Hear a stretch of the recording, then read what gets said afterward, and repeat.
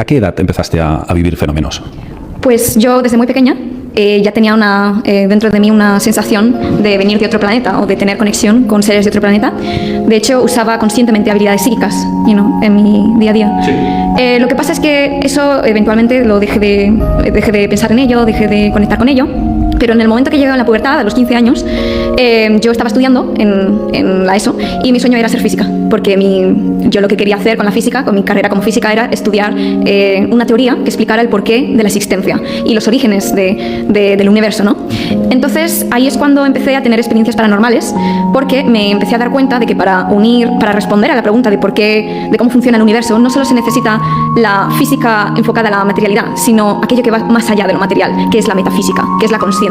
Entonces empecé a intentar unir los dos mundos, la conciencia, el espíritu, el alma, con la física y la ciencia, y ahí es como llegué a abrirme al tema de la metafísica, y simultáneamente también me estaba cuestionando otras cosas a nivel científico, como los orígenes de la raza humana. Y ahí es cuando me vinieron ideas que no sé de dónde realmente vinieron, porque me vino información bastante acerca de, no sé, hipótesis, teorías de los orígenes de la humanidad, y ahí es cuando me replanteé que realmente no somos una evolución natural un homínido, sino que realmente ha habido un proceso de hibridización por parte de seres extraterrestres para crear a la raza humana.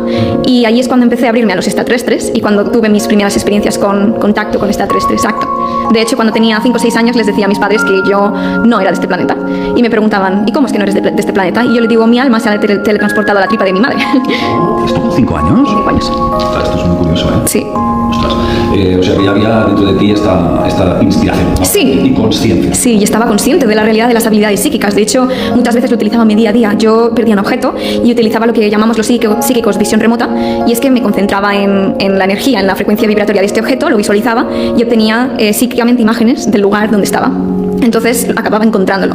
De hecho, muchos soldados les han entrenado con visión remota. ¿Sí? Sí, entonces mi primera experiencia con extraterrestres fue bastante inusual. Era sentir que me quedaba paralizada en mi cama y de repente notaba como un ser me estaba tocando la mano.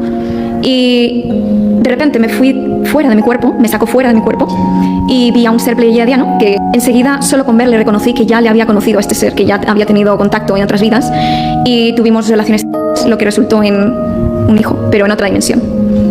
Yo por eso tenía una experiencia positiva con todo esto, porque yo pensaba que era por el bien de la humanidad. De hecho, estaba dispuesta a recibir esos hijos, esos supuestos hijos que crearon con mi ADN a la Tierra.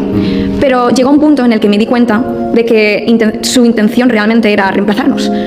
Porque ellos empezaron a decir a través de estos canales y de estos psíquicos y de gente que les canaliza y que ha tenido contacto con ellos, incluso a mí directamente, que el siguiente paso, después de que vinieran a la Tierra, sería que esos niños, cuando crecieran, se mezclaran con la humanidad y crearan hijos. Y ellos dicen que esa sería una especie híbrida, que sería el producto final de su agenda para reemplazarnos a nosotros. Pero lo pintan todo muy bonito para que sea aceptable. Y ahí es cuando yo me di cuenta de que no quería formar parte de ello. Pero con la complicidad de los gobiernos, ¿ellos lo saben? Es una pregunta muy importante, porque yo formé parte de un proyecto del gobierno, fui abducida no solo por extraterrestres, sino por militares, en una especie de programa de control mental a base de trauma que se llama MK Ultra.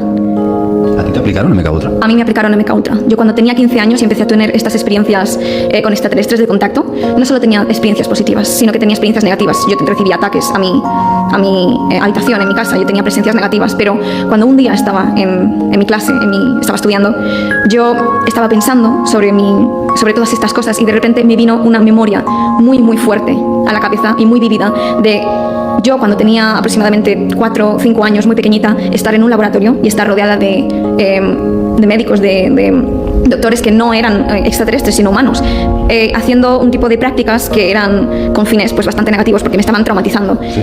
Y a base de ahí empecé a recuperar memorias de cómo llegaron a utilizar trauma y programaciones para... Perdona, es que no puedo decir eso ante las cámaras. ¿Me dejan hacer una pausa? Sí.